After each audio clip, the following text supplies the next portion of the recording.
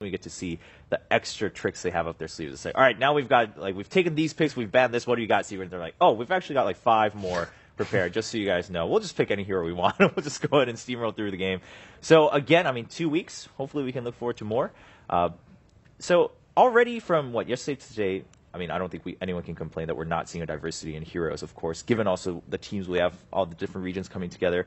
But in LGD versus Cloud9, do you think we're going to see something drastically different on the side of Cloud9 in terms of bans, or obviously, picks in terms of like taking it away from LGD? I think maybe a different approach.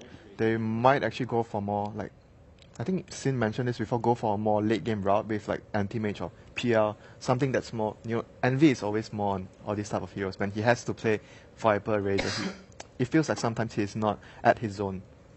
Yeah. So game 1, you were mentioning that, Sin. Anti-mage was banned, but there were, of course, other options open. PL was. Yeah, I believe anti-mage was the only late game. I mean, the laning phase wasn't set up for something like that. They'd have to complete. It's like the whole draft wasn't set up. The reason they didn't pick it was because they didn't have a plan that they wanted to go for something like this. I'm just saying maybe the overall plan could be switched towards. Is the problem the Undying? Is he too one-dimensional?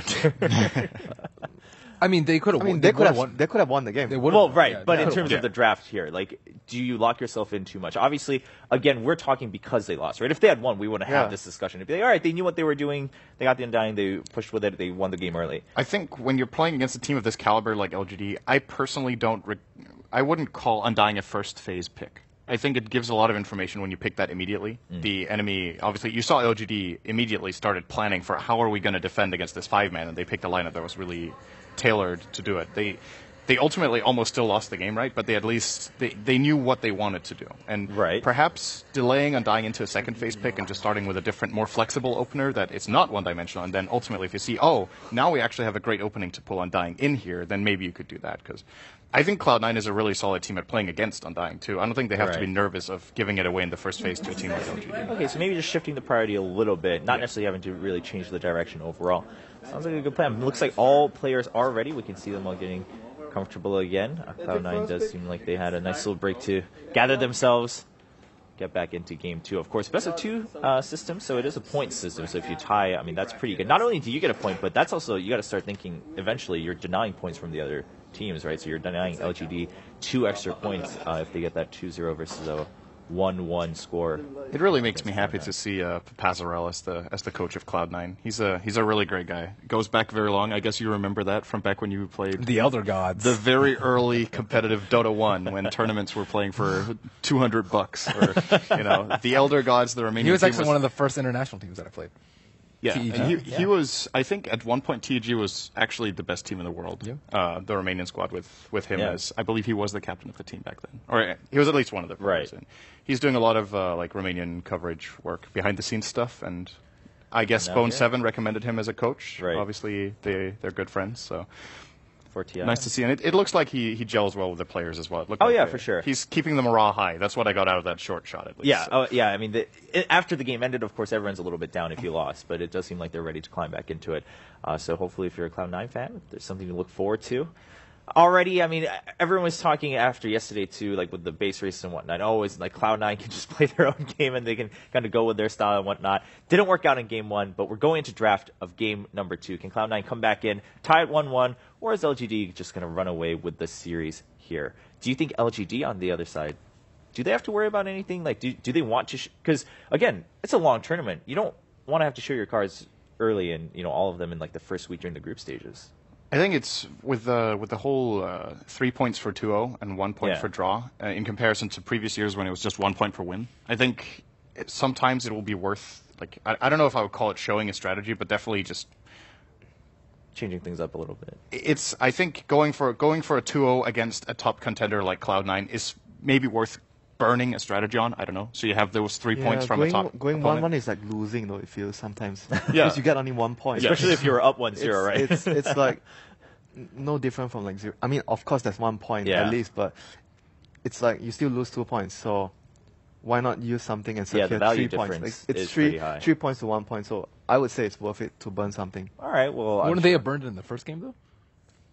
Well, Maybe I mean the second- that's yeah, also. maybe I mean the that depends second on the matchup too, though, right? If you're confident you can try to get a win no matter what, then you would try just a stable play or what you're comfortable with in game one, and then once you lead 1-0, you're like, all right, let's secure those 3 points. So that's another thing to consider, of course. Oh boy. So, what are we looking at? Oh wow.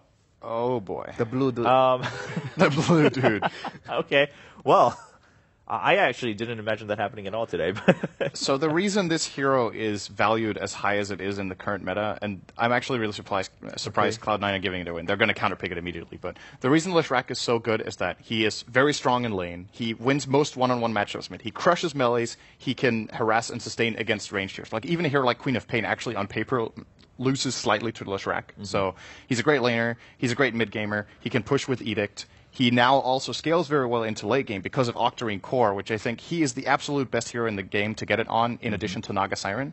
So there's just been a couple of changes that have really buffed Leshrac so much that you're going to see if that hero gets through the ban phase, it's a first phase pick. I think every single game of the tournament, you're not going to see it. Yeah, that's been the case for some time now. So Mana Burn is the name of the game. Yeah, there you go. They We are need really a cuddle, we counterpicking. need a Nyx. So There's EMP.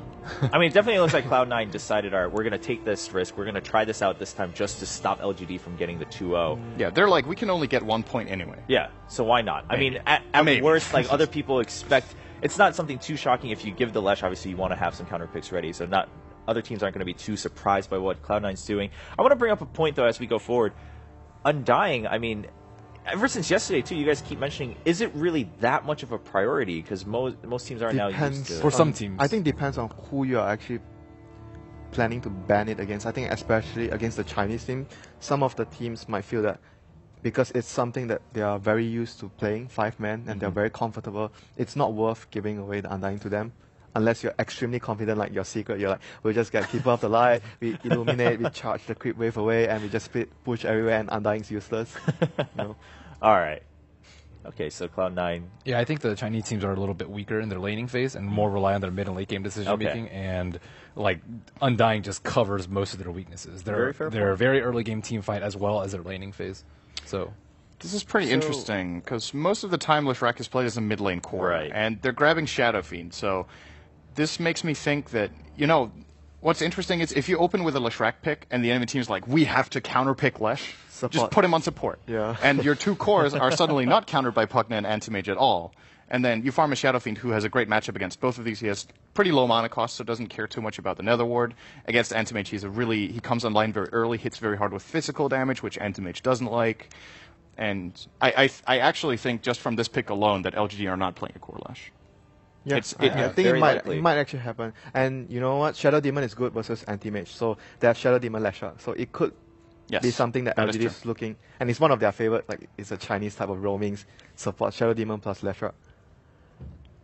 Yeah, so, Man, they are counterpicking with Lesh so hard. I mean, but at that point, right, like, what do you think? I mean, Cloud9, they kind of already showed that they wanted to counterpick it anyway with the Pugna and the Anti-Mage. Do you think it's just fair for them to just go with it and say, all right, even if we see the Shadow Fiend, we're just going to go with it? I mean, they they've first picked Pugna before without a Leshrac. Yes, they have. So but it's a while ago. It is a while ago. Support Pugna, right? Yeah, but it's again, the Pugna doesn't have to be a core role either. They can just swap it up. And Anti-Mage is a good carry versus in general. a wide array of lineups. Yeah, it's not like only good versus Leshrac. So I mean, yes, it is targeted against the Leshrac, but I still think that both teams can make it work. Wow. Well, How can we kill Lesh with our entire... Well, Cluck's also good versus Shaker. Yeah. Yes, Right, and so- it's a good pick. So But it it's looks just like, I mean, funny to both see. teams kind of leaving their options open, right? I mean, LGD, sure, okay, we don't have to put Lesh as a core. At the same time, Cloud9's like, all right, if you don't want to, sure, we're like super hard countering it, but we can play the game out in different ways. I'm more surprised Wow. at the DK ban. Okay, what's going on? Support so Lesh. This is Lash is. I mean, yeah, so confirmed now it's support. pretty clear, right? Support Lesh. And then they're picking an offlane last. I Earthshaker think might, this is the right Earthshaker call. might be the offlane if they That want is to go a for Shadow possibility. Demon. I mean, because Shadow Demon plus Leshrac. Does works. Yao ever play that, though? Yeah, he does. Offshaker? Okay. He does. So they could do. And you were bringing up what the DK ban. I mean, kind of what stands behind that for Cloud9. Oh, I was you wondering were, why okay. the DK ban, because they could have put Shadow Fiend mid and Leshrac mid. Shadow Fiend in the side lane is not terribly strong, and you want to be able to have strong lanes so you can limit Anti-Mage's farm. I think what's even more surprising is that Quap has been completely ignored, and Cloud9 has stolen Lina from LGD. Yeah, so that's like true. a lot True. of priorities Good have just point. completely changed. That in this is true. game. Yeah. I mean, yeah, we've seen a big swap here. I mean, mainly, of course, seeing it due to the left. Xiao 8 is really good on Lina, though. I think it's actually really smart to pick that over the Queen of Pain in this particular game, because fitting in Queen of Pain and Shadow Fiend and Lashrak is not going to be terribly easy. Seems like Cloud9 thinks that the Lash is still a core. They're taking out the I.O. Or they're expecting it to be a core shaker. And then they want to remove Wisp Gyro. Yeah, as well. Okay. So Cloud9 still technically needs, if you consider Pugna as support and Lina as a core, so they still need another support. Right. It could also be support Pugna Lina, and then they can still get the Quap Ben was talking about. I actually think that would be a pretty nice choice here. Because they need... The clock is going to set the force the fight to start with hookshot, and then they can plant down the Nether Ward. And then if Quap can take all the enemy heroes down to say half or a third health maybe, and the Nether Ward can actually put so much pressure on them. And Mana Void will kill stuff as well. So yeah. Okay. It will make Cloud9's draft pretty one-dimensional. Right. I was just about to mention that. Like, doesn't that kind of lock them into just hoping for that to happen? Yeah. Like, that's what their one dream. But I'm still slightly worried that almost no matter what they pick right now, they kind of have to play, Anti-Mage gets space, and then the other 4 heroes need to be able... you're looking at LGD's lineup and you're imagining what 4 heroes can actually fight those 4 heroes right now from Cloud9's side. I still think they have really strong. I definitely don't think it's one-dimensional. Like, Anti-Mage is a pretty good matchup versus Shaker. Lina has a good matchup versus almost everyone in mid. Clockwork's really strong at... Oh, yeah, for the lanes themselves, sure. Yeah, but if you look at the overall game plan, it's the options this lineup of Cloud9 I mean, has. LGD also doesn't have really good catch. They can just, apply pressure on multiple points on the map with Pugna and Anti-Mage with the threat of Clockwork always hookshotting Well, so Winter, what do you possible. think? Do you think then that's something LGD should consider? In I terms think of rounding that out? you mean So Ben was just mentioning, well, LGD doesn't have that much catch. That's what's making Cloud9 also more versatile. yeah, but at the same time, I feel if you are going to run Lash as a support, it's very important to have a right partner to it, like something that can allow you to gank. If you're going for Shadow Demon, obviously you still don't have that good of a catch, but you need to somehow compensate it with another hero. Like maybe someone gets a Hex, or maybe like Earthshaker gets an early Blink. So that's going to be your catch if you're going to go along that route. So, I mean, you have to balance things out between the other heroes with items. I think it's so risky relying on Earthshaker alone versus a Clock. Yeah, I mean, it's their lineup, though. If you are running a support Lash, you're not going to be expecting a Hex from him. I like the Shadow Demon a lot, though. Me too. I think it's good. All right. Well, Rubik was the selection for Cloud9. There's a couple of good spell steals. Fissure is obviously great. Lashrak is a really good hero to pick Rubik against. Requiem, if you get either... Requiem of Souls as well. Requiem is great, and it's very easy to steal, too. Split Earth and Lightning Storm are both incredible on Rubik. Having a 0 cast point Split Earth is absolutely gone. I mean, not only that, his Nullfield is really, really good for Sir Lineup. Nullfield is great, too. Yeah. But most of the time when we see Rubik's support played, he either goes 4-4-0 or you get at least 2 points in telekinesis. So the time you get Nullfield up to level 4, you're generally like 25 minutes into the game. And then think of all the magic resist that Anti-Mage will have, though. Oh, that's the Just plan. think about it. And then you get a glimmer, and then you get a Glimmer Kit. And a pipe on him. Oh, wow. That is absolutely horrible.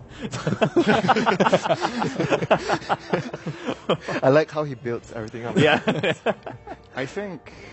So LGD will... Okay. Okay, All right, that was not what I was thinking. But that's still a good partner with the Lash, and it's very important where you have someone to set up so you can gank with Lash early on. So there might be a lot of smoke gangs. I mean, it's difficult to play against Bane and Clock, or Rubik and Clockwork, though. Like, it's... I think it's a very risky pick. Yeah, but I still think it's important for them to get someone to set up for the split off, and Bane in team fights is good against mobile carry like Anti-Mage. So, True. I mean, it's hard to execute, but it's something they need against Anti-Mage. Okay, so, I mean, at that point, it's just what you needed. It's not about the